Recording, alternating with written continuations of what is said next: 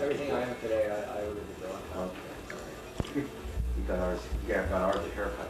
Copper. I think it's not like this. It was something last week. It's so hot that we got stickers on it. So much work. That's what we need. So that's a mistake. You ready? You're on. This afternoon is part of the grant entitled Supplementary Materials for Teaching the Vietnam War. We have the pleasure and honor of interviewing Mr. John DiBlasi. Mr. DiBlasi is not only a Vietnam vet, but he's a well-known school teacher at Albany High School, who claims that everything he is today he owes to his dog. Toto, is it? Zeppelin. To his dog, Zeppelin. John, first of all, I'd like to thank you very, very much for giving us this time out of your busy schedule. One of these things you're doing, I'll tell you, I'm impressed. I'd like to start with just a little background. So if sometime down the road some genealogist is looking at these to put the John DiBlasi into the family tree, you know what I mean? Okay, no, probably hanging off a branch. Okay, what would you like to know? Just basically, how you, a little bit about your family background, maybe a 30-second synopsis of how you got, after high school, how you got into Vietnam, up to that point where you drafted or volunteered. Okay. Born here in Albany. Went to school for where my father was a physical ed teacher at that school. From there I went to VI 1 year. I left there, went to Albany High to finish up. Got out in 1965. Went to Hudson Valley for about a year and a half and didn't know what I wanted to do. I was treading water at Hudson Valley. At that time, some friends of mine who I graduated with had already been killed in the war. And it got difficult, me being in college, knowing that people who were good friends of mine were there. And some had already come back the hard way. So I dropped out of college and enlisted in the Army. Enlisted in intelligence. Which military intelligence, a misnomer. Is that a contradiction in terms? Well, yeah. When I got into the Army, I was still young. I was about my son's age now. I wasn't quite 20. So I went through basic training, and instead of going to advanced infantry training, or AIT, which they called it in those days, I went to Fort Hullaburg, which was a closed intelligence post. Did the school there on counterinsurgency. Really had no idea what they were talking about because I had no background in it. From there, I went to Fort Benning to jump school. While I was at Fort Benning, my jump master taught me into going to Ranger School, which I figured was a good idea at the time. Got out of Ranger School, went back to Fort Hullaburg, then I knew a little more of what they were talking about. Went to their war program there. They call it a war college, but it's not a college per se. Mostly NATO people at that school. So by the time I left that school, that was almost 2 years here in the States before I left the States. So when I got to Indochina, I pretty much thought I knew what was going on. Thought I was there about a week. And it was a brand new dog here. Can you put a date on some of your events when you graduated from high school, for example? 1965 graduated from high school. And when did you enlist? 1960, the end of 1966, I was 66. Wound up in Indochina in 1968. Just after Christmas. Just after Christmas. Right, it was like January 3rd, 1968, Happy New Year. And I stayed there till August 15th, 1968, when I was shot up and put back out. So my anniversary is coming up. So 21st. Peace Week. Did you form any opinions? You mentioned the fact that your friends, a couple of your friends had been shot and killed prior to your enlistment. Did you form any opinions of Vietnam prior to? I had talked to one friend of mine, Richie Lady, who was home from the Marines after his first tour and was going back for his second tour. And he tried to explain to me what it was like over there.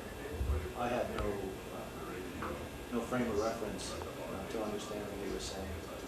Basically, what I remember from that conversation is he said it's like cowboys and Indians. It's like playing cowboys and Indians. What about from a political point of view? No, you're in I was politically naive at that point. I figured my country says we go, we go. You know, I didn't understand the ramifications and whatever was going on under the surface in politics. You know, I didn't know too much about that at the time. Just was not politically astute in those days. Excuse me, sorry. Well, like I said before, you know, I was brought up to believe that this is your country. If your country needs you to do something, then you should do it. You know, it's payback for what they've given you. So that's always the way I thought. So I figured when it was my time, then I'll go. I don't know about all of you, but generally, 67 protests against war were really just starting. Were you aware Yeah, of the they were protests? just starting. Yeah, I was aware of them. I didn't agree with them. I didn't do anything for them or against them. I stayed, tried to be objective about it because I didn't understand all the facts. And I figured until I did, I couldn't make an intelligent decision as to which side I wanted to be on. So I just let them ride. I was just outside and what was happening. I don't recall there being much activity while they were this school at that point. No, I don't remember anything at all. The only thing I remember at all is one that Bob Arnold might not follow. Okay. So you landed South Vietnam January the 3rd, 1968. Yeah. Do you remember your first impression of the country? Where did you land and what was your impression? I landed in Thompson, Saigon. First thing I remember is walking out of the plane, having this wave of heat hit me, and a smell of what I later knew to become as nukmon. Yeah, fish stuff. You know, that pungent smell hitting me. By the time I walked off the tarmac, I was a massive sweat. Right, so I thought it was going to be a long year. Going to, I don't remember what they call it anymore. Not a transfer station, but going to the place where reception center or something like that will first be oriented. Go out to the field. Driving to the reception center in the back of a 3/4-ton truck with 5 other guys that were just in the country at the same time. We hit a guy on a bicycle, killed him in the street, and I got stretching in the street. The driver in the shotgun, and I was riding shotgun, they started laughing. I thought, oh shit. What? What's wrong with this picture? So they, we called the MPs, and the MP showed up, and they said, well, go ahead, take a picture. And we just kept going on the road. You know, that's probably the first dead person I had ever seen in my life. I've only been there 20 minutes. You were in the extra time because if you were January 3rd, 1968, you were there. I didn't know. It was Tet. And I didn't know. Yeah. Oh, you didn't know when you got there? Oh no, Tet hadn't started until, Like I was kind of yeah. transient when this whole thing hit the fan. So I didn't know what was happening. What time, John? What time? Yeah, just my Yeah. within a week, to make a relatively long story short, within a week, I was in Hue. I'd never even fired a rifle before. I mean, other than training, and I wasn't sure I even knew how to use that.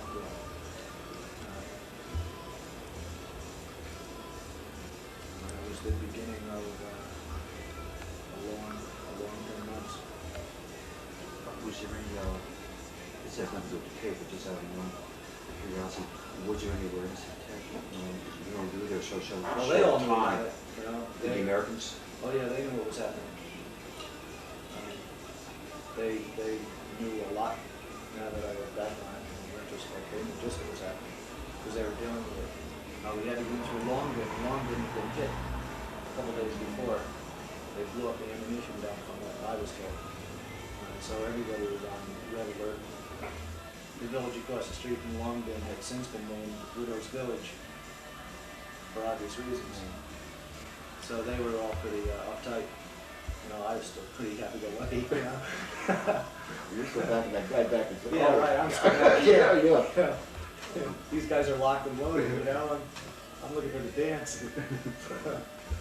I don't, you know, we talked about it before the tape started, I don't think war stories is the purpose of doing this. Can you kind of, in just in general sense, kind of tell us what your, you know, what your duties were, you know, your responsibility, what basically you did while you were there? Well, after TET ended, and I had a regular duty function, all right, because during TET everything changed for a short period of time. My job was to hire mercenaries on the ocean border and train them in modern weapons, and then take them out into operations, sometimes on the border, sometimes into raids, and stop at whatever come down the Hitching Trail, which I did to all this. Did you know Laotian or your son? Heck no. How'd you do it? I had an interpreter. Oh, did you? Okay. Which I could only trust he was saying what I said. It was a good job. I mean, I wasn't primarily responsible, you know, because by that time I was like a Sergeant E5. Sarah, I'll have her call you back. Here she is. I thought that would be more interesting than what I was doing at the time, which I didn't necessarily like. You know. I don't think I should get into that. I didn't like the methods of some of the people I was working with. They were a little bit cool for my liking. Okay. You tell a good story about the one of the functions you did, which I assume was on the Laotian border, was the counting of the enemy coming in. That's Would you right. mind? My function was to keep intelligence records on people, types of weapons, types of vehicles coming through the Ho Chi Minh Trail, through my AO, my area of operations, and then down, which would filter down into southern Laos, into South Vietnam, and then down farther into Cambodia, into areas down in Saigon. I would come up with numbers which were sometimes 2,500 men and 40 trucks and you know, 150 mortars, and I'd see it interpreted 2 weeks later as 250 men, 4 trucks, and 3 mortars. When I started questioning things like that with my superior, I was more or less told to just do my job, and that was none of my business. Is that how you reacted? No, I was I was ticked off to the point where he threw me out of the order room. So I thought I could wind up in a lot worse places, so I better keep my mouth shut. Did this change your attitude This towards? is when my attitude began to change about the whole validity of what we were doing. By then I was more aware of what was happening here, not there, because there I only knew what I was doing. I had no idea what any other units were doing anywhere, but I became more aware of what was happening in this country. Protests were beginning to become the rule rather than the exception.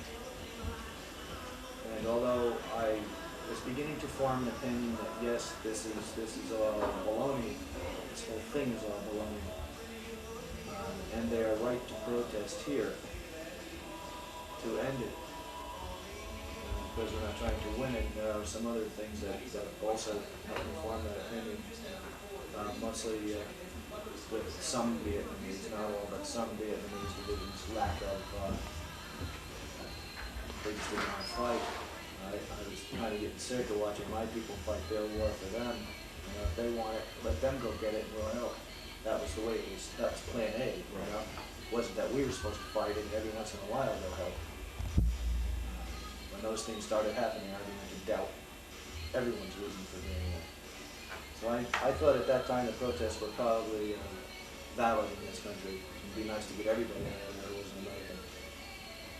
But I also knew that whenever the protests increased here, the flow of men and materials would increase in the Ho Chi Minh Trail, and we'd take a lot more casualties. When things stopped here, and there seemed to be a resolve by Johnson, he'd increase the bombing. Our work would trickle down to practically nothing. That's when we'd take R&Rs, because our work really became light. So you saw, how did you pick up your news? Word of mouth. Word of mouth? Yeah. I mean, Stars and Stripes will naturally tell you a biased view. Right. Most everything I heard from people who were just coming over. People who were more aware than I was when I was here, and who weren't afraid to fill us in. I had a good friend of mine, John Chandler, who was a West Point officer, and one of the best officers I ever met. And he filled me in on a lot that was going on here. He and I talked a lot about their ends here. He was an enlightened officer. I was lucky. First thing he did when he became, well, I guess you call him our platoon leader, although we didn't know he was in platoons or such. He gave me a book on Che Guevara about the guerrilla warfare, which I had up until Grenada happened, and a friend of mine, a student of mine, who was in the Marines at the time, who was preparing for something, he didn't know what, I gave it to him. When he came back, he said it had helped him. Sure would like to get it back.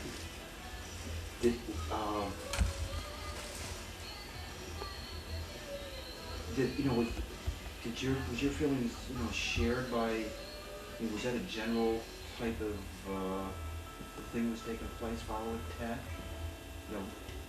Were there soldiers slowly but surely being turned off from the war effort? Everybody was getting turned off. Everybody was getting turned off because we were taking the casualties. We were initiating the ambushes.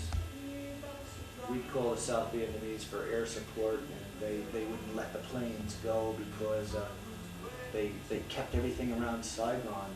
The government was so afraid of a potential coup, they didn't want to let anything go for the Americans, or even for the Vietnamese, I suppose. So if we couldn't get our own people, which were being used pretty thin, we had to depend on the Vietnamese because we were supposed to be a joint operation and look good on paper, I suppose. We couldn't depend on it.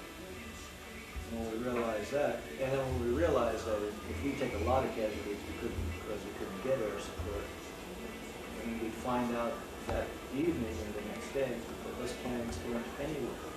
They just sat on the field or in Benoit. You start to get to a point where you say, oh, there's no sense of me getting shot by these guys. These guys don't care themselves. They don't care about themselves. That's a common theme. You've got to be the third. I mean, I've done like 10 interviews now. You've got to be the third or fourth guy who said that. The one thing that turned them off was the attitude of South Vietnamese towards the war themselves. Just didn't care. Yeah, that's where I got it, actually. I'm sure it's like you're going to get killed for somebody who doesn't care enough to take a risk for himself. Yeah.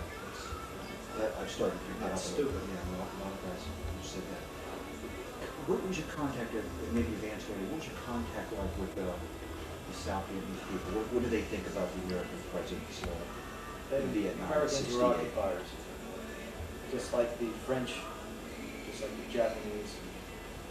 Although they liked us better than either the French, and certainly better than the Japanese.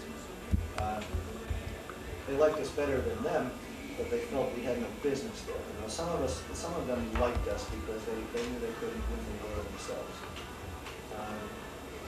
But many people there have no knowledge of politics at all, especially the rural people. The city people play politics, but not the farmers. So the farmers didn't really understand what was going on. All they knew is that here's another occupation army that doesn't belong there. Not all Americans act as they should when they're in that situation. You have some people who are drafted with very little education, put a gun in their hand, and they have a little bit of power, and they abuse the people commonly. And that's why so many people after 1968 I think began to turn communists. Because they saw in us maybe what the Chinese saw in the forces Chiang Kai-shek, they're supposed to be nationalist forces. They treated the people worse than the communists did. I'm not saying the communists treated them good, there were some cases of extreme brutality. But in many cases, the communists would help them grow their food, help them tend their buffalo, whereas we couldn't shoot. We seem to develop a knack of supporting the wrong guy, don't we? Yeah. We've got this down to a science. I'd say we haven't figured it out yet. Yeah, which is unfortunate, you know, and we still do the same thing, you know. Yeah, well, I think we do what's politically feasible and not what's right necessarily. Politics is right. The Iranian situation could have been a little bit different, you know, maybe not totally different, but. Well, as far as the Iranian hostage situation goes, I just want to get to that. My personal feeling is that there's two people there I feel sorry for. One is William Higgins, because he was assigned to go there as a Union observer. One is William Buckley, who was beaten to death for his mistakes. He was a station chief, he was a CIA station chief. Those two people had to be there. The other guys who were at American University and worked for AP, although he was assigned there too, you know, they were all told, you know, get out of here. And if they stayed for one reason or another, I mean, I really do sympathize with their cause, you know. But they were told to get out, they should have gotten out. I'd like to see them get out of the country alive if possible, but I don't know. I mean, I know standard operation for military intelligence is if you're captured, you're usually dead. You know, that's it, and they just what you are. So don't expect anything from you. But I see that as our knack is sometimes back in the hall, you know.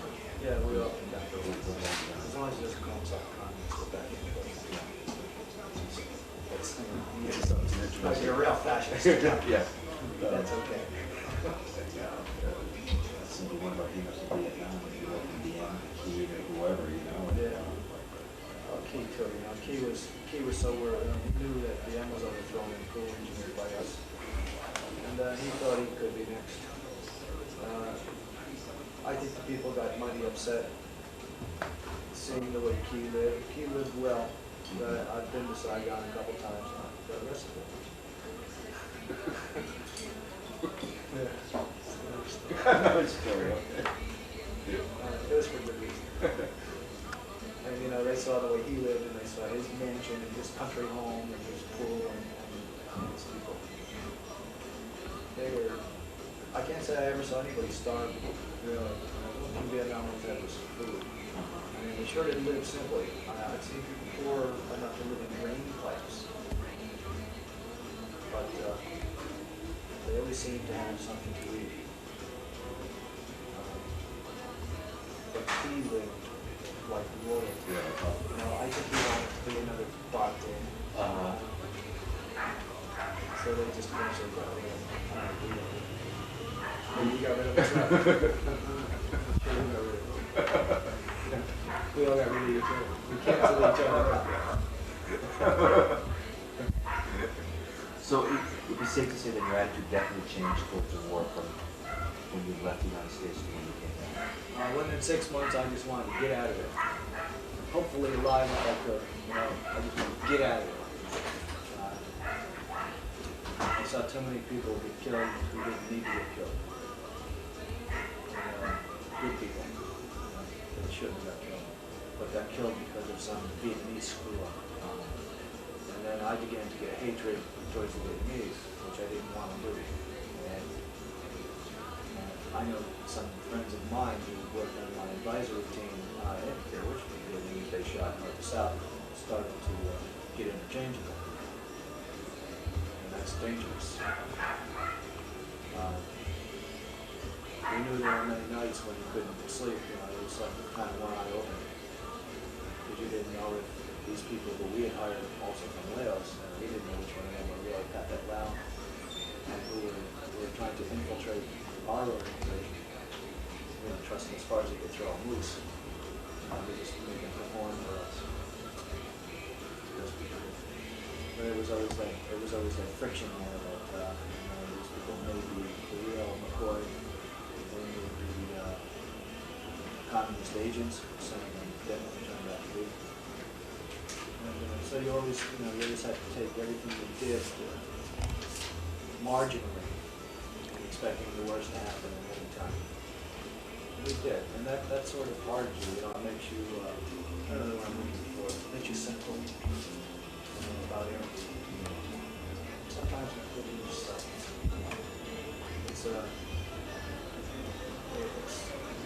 Violence flows real easy in the war. Quite often gets out of hand. It's one thing to shoot at somebody and shoot at you, and you don't know that's a war. But it doesn't always happen. Not everybody is a weapon. He dies. That's what you stop thinking. Different situation. Neural and ethical moral background.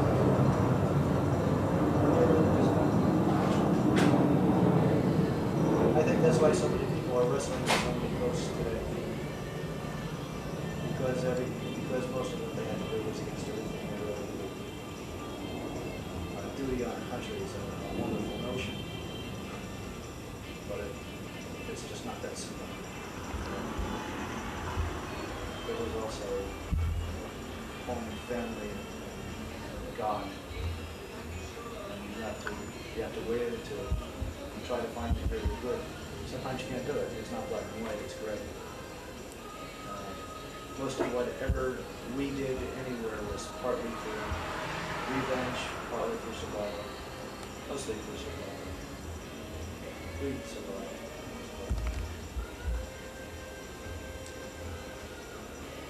Excuse me, I gotta get here. Want to leave and come on back over? Let's do the best we can. Yeah, sorry. Go ahead. Recall the day you left the grand country of South Vietnam? Oh, yeah. Yep. I was one of the walking wounded, more or less. I had 2 bullet holes in me. I left there for Japan.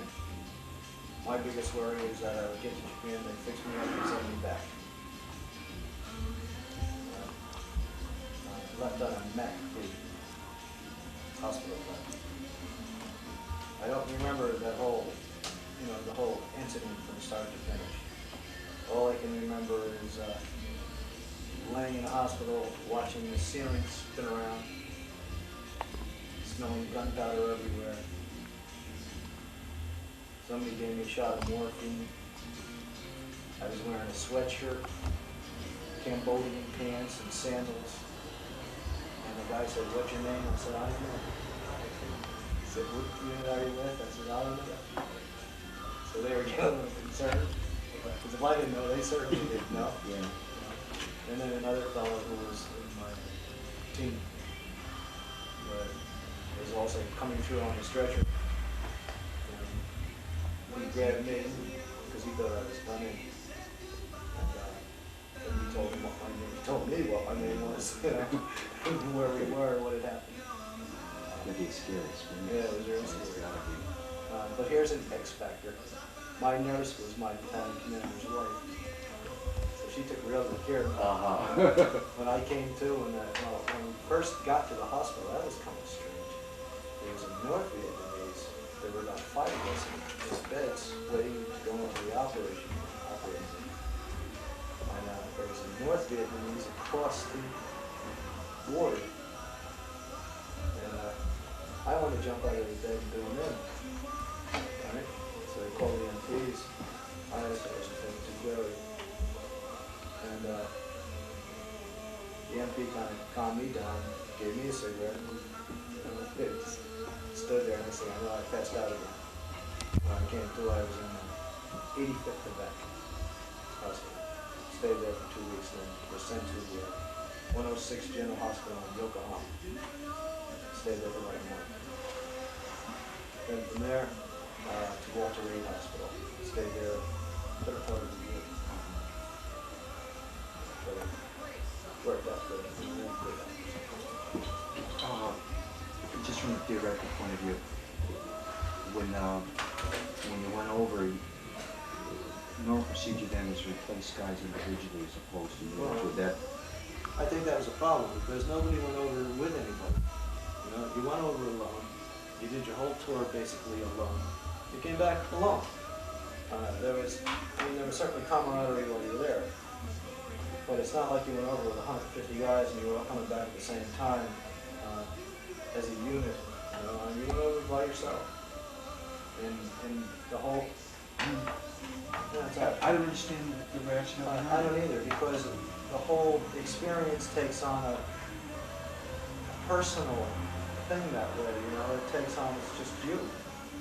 When you got there, it's just you don't know anybody, and you're in a strange place, people are trying to do you in, and when you leave, it's just you, and you're leaving some friends that you met in the field who, by that time, are closer to you than your own family, really. And you're leaving them behind. Was there a reason behind it? I can't figure it out. Does the military have a reason for that? I mean, I've asked this question 20 times. It's like, I think they're trying to psych us out. Everything is like an unfinished story. They just make you get out of there, and you don't know what happened to your friends until a few months later when either they turn up on the wall or they turn up at your door, which is a much better way. And you just have to take another year after that to sort things out and find out who made it and who didn't. Yeah, that's wrong. That's wrong. You're alienated. Hopefully that's one of the things, if we ever have to go through this again, we learn, I don't know if they've learned it. I know the Army's gotten better lately. My cousin, who is now an Army recruiter for the last 15 years, says that the Army has now taken over the British method, where you're assigned to a unit, that unit has duty in this country and in Europe, and you're always assigned to one or two places, so that whoever rotates from Europe back to your base is that same unit, and you deal with the same equipment, and then you go there, and that's a much better way to do it. And the Brits are good soldiers; they learn. Just from a coach's point of view, it doesn't make sense. No, it makes no sense. You don't send somebody into a team who doesn't know what the rules are, who doesn't know how to play with that team. And yet this went on for pretty close to 12 years. This went on constantly. It's the only way I knew the way it was. I talked to a guy who was a Marine, and he went into the name, at least in April of '65, when the first large-scale recruitments were going in. Yeah. He went in, they went in as a unit, but he was replaced individually, and it seems from that point on. Yeah, so it was. He became the FNG at that point. They didn't do it during World War II. No, units went on the Let me get your reaction to this. I was talking to one guy, he said World War II had a natural built-in cooling period for soldiers coming back from the front. Yeah. Just the nature of the transportation, right? That didn't happen here. Yeah. What's your opinion? It's amazing to me. I can't say it necessarily happened to me because I had a couple hospital stays before I got off the plane. But when I did get off the plane in Washington, I was with a half a dozen guys, and because I was, no, it wasn't when I got off the plane. It was my first leave at Walter Reed. All right, so I was definitely cooled down some. I know friends of mine who were, what day is this, Thursday, who were in the field on Thursday and who were home on Saturday. And It's insane. yeah, I mean, the car backfire and they jump over a hedge. Some of us still do. Yeah, it was insane. There's no intern period to what they call it, a debriefing period. That's what I used to, yeah. Yeah, there's no debriefing period. You just hear 1 minute, you're expected to forget it all and act like a good citizen the next. I was talking to a friend of mine a couple months ago. As a matter of fact, they call him Crazy Harry. That's what. He's a hell of a nice guy, big guy who cause a lot of havoc if he wanted to. And he was starting trouble in this particular place I was at. And I grabbed him and pulled him off to the side and we started talking. And I mean, he's been in jail and everything, he's lost his wife and his family. And I felt sorry for him. But he could never get it back together. And he didn't know why. I think I hit a nerve with him because I said, never. because I can only think of what happened to me, you know? And I say, Harry, you lost your youth. That's what happened. You lost your youth. You can't get it back. It's gone. It's something missing, you know, something you can never fulfill in your life. And that's the price you have to pay for what happened. And at that point, you calm down, you get a few beers, and it's fine, and not going to bother you anymore. That's where something like that center becomes so important. Yeah. You know, it really does, or for other guys. Well, yeah, well, you know, it's tough for people to talk to people. I mean, I'll talk to you for 5 hours, but I can't really talk to you. You know what I mean? I can't tell you the things that perhaps I need to talk to you about. Yeah. However, I can with Joe Long and Bob Arnold because we're good friends. You know? Sal, a guy named Sal, I can't think of his last name. He was so great. At the vet center Tuesday night, he looks me right in the eye, you know, and he says to me, you know, we can sit here and talk forever, and you can intellectually, you can understand what I went through. He was talking about some of the problems we had after the war, but you will never really identify with that, you know, forever. You can't. You can't, you know. So my response to him, I think you and I could sit down and talk about what it's like to teach in front of a bunch of kids, and you know, I did that we can understand. Yeah. We're splitting the common ground. Exactly, you know, and you know, so we got to talk about that for a little bit. It was a hell of a point. You know, the kid need, you know. Well, what Solzhenitsyn says is that there's two kinds of people in the world. Those people that have been to the front, those people that haven't. And you can't understand unless you know. I have to ask the same question. The government had to have been aware of what was going on with some of these guys, and yet. Yeah, they were totally aware of what was going on, I think, with all of the guys, you know, a good percentage. But they didn't have to deal with it either. So they let it go. And the result is that some of these guys are still paying the price 20 years later. Well, there are certainly some people who are, I think conversely, there are some people who blame all the problems on the war. Sure. You know, which kind of sticks in my craw. Yeah. I mean, I know that there are a lot of people that have a lot of problems and a lot of ghosts to wrestle with. And those people need counseling and they need people to talk to. I mean, conversely, I know people who just can't make it, you know, so it's a convenient scapegoat. It's convenient out. You know, and they're out there too. What was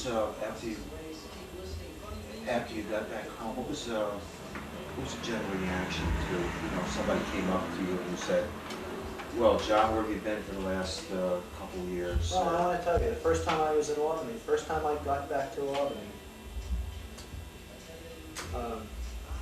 Listen to what's on. About a year and a half. Will you listen to time? Yeah, good. Can you believe it? My God. Kind of apropos. Keep talking. I want to listen. Wait a second. I want to listen to the We're thing. talking and listen. I want to listen to the record. But I met a fellow downtown. I just got off a bus. Took a bus from Washington to here. So I didn't have the money on me at the time to take the plane. And I get off the bus downtown and took a cab. Got the cab and this fellow, I don't know his name was. He was a nice guy. He was a Katsechki or something like that, you know. And I told him I just got home from Naval, just out of the hospital. He parked his cab, we went to this bar over on Delaware Avenue. We drank for about 6 hours. Fantastic, man. You know? Fantastic. Yeah, yeah. Now, he was a hell of a nice guy. He took, you know, we went over and picked up his wife, who was shot at. And we went back to the bar. By the time I probably got off the bus about 4 in the afternoon. I got home about 10:30. You know, I had a real good time. So that was my first experience with being back home. And he drove me around the city a little bit because they were just doing the mall. You know, they just started when I left. Yeah. And by now it was pretty much finished. Yeah. And, you know, so he kind of sightseeing the city. Yeah, that was nice. I think that's the greatest. You know, I mean, the only bad experience I had was in Port Authority about 6 months later. People were calling me names and I got off a bus with them. Then I was at Fort Meade, Maryland, these people started calling me names, and I was still on a cane at the time. They didn't know that I did, that I had like 3 inches of lead in the bottom of the cane, which I put into a drill press. So they started calling me nasty names and things. Guy grabbed me, violence again. And when the MPs grabbed me later downstairs, they just kind of held me with them until the bus was coming for me to come back to Albany. I killed those people. Just like that. I knocked one guy down an up escalator. What was your, Just nasty people. Just nasty people. you got back, August, you, once again, you have an knack for timing because the Chicago Convention had either just taken place or was Yeah, I thought that going. was kind of comical. Yeah, what was your attitude? I don't know, I just thought it was comical. I like that. I know Abby Huffman when he walked in naked to the convention. They said, what'd you do that for? He said, I had nothing to hide. I thought that was great. It was like, to me, it was like theater. Yeah. Which he was, those guys were, they were good, Yeah. the levitation of the Pentagon over it. Yeah, They were characters. They were fun. They were lead characters. They were fun. So I did. Yeah, it was good, man. What was your general feeling towards the protest after you got back? Protests, I didn't mind. Protests, I figured you're right. We shouldn't be there. Let's get out any way we can. Through guile or force, as they say. What I didn't like is in my own city, when State University had a protest and there were 2 guys flying the Viet Cong flag down the middle of the street. Bob Arnold and I happened to be there at that time. And we could have got some very serious trouble. As it is, we waited and the crowd took the flag, threw it on the ground and stomped on it, spit on it, dared anyone to come and get it. We did create some havoc that day. Indeed. I remember those. I was doing graduate study at the time. They closed down the campus. We were doing classes I felt off ashamed. campus. I felt ashamed of my own people. I figure a friend of my enemy is my enemy.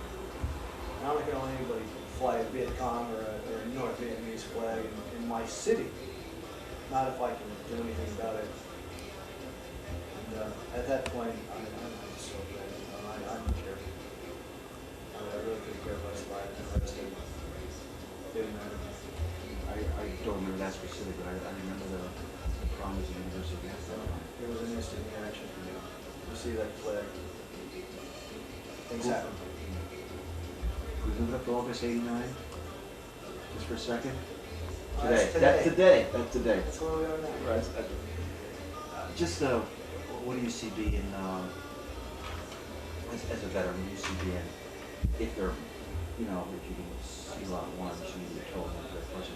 What do you see being the biggest concern of the veteran, say, in the next 5 to 10 years? The veteran in general, or Vietnam? Vietnam veterans specifically.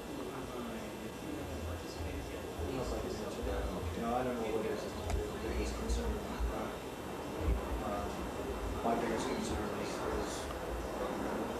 day to day. I don't know in general what their biggest concern is. I know they're all getting to be my age now, so which means there are no spring chickens anymore. I know that those of us who have been hurt some, blown up some, now those things are beginning to take their toll on us. I know that firsthand.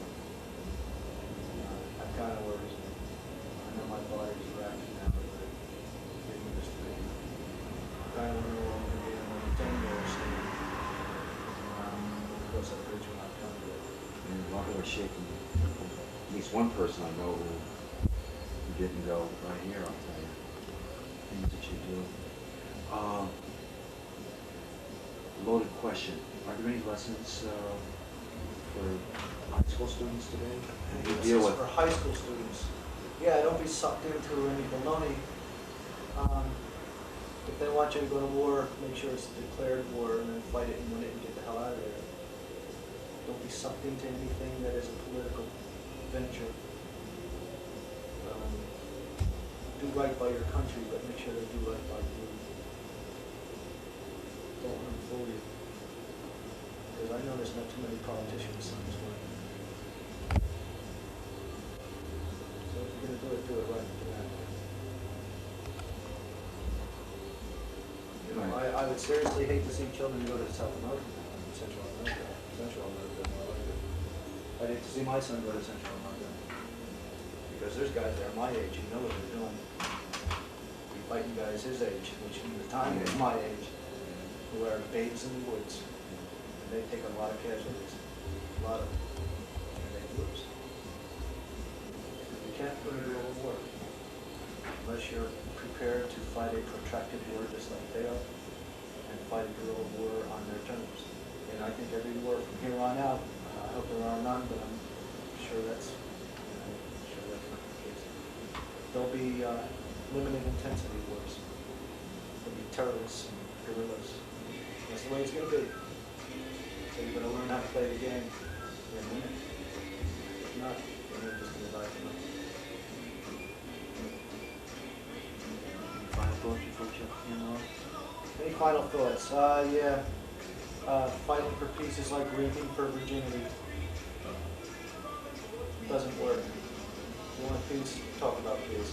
If someone cannot talk to you, if you find that another country uses you, cajoles you, then sometimes you have to speak to them with the business end of the 45. If that's what they understand, like these Hezbollah down in Iran. Those people are playing games with us. And you can't reason with sick men. Be nice if you could, but you can't. And you better get realistic about it and deal with them from the point of view that they can understand.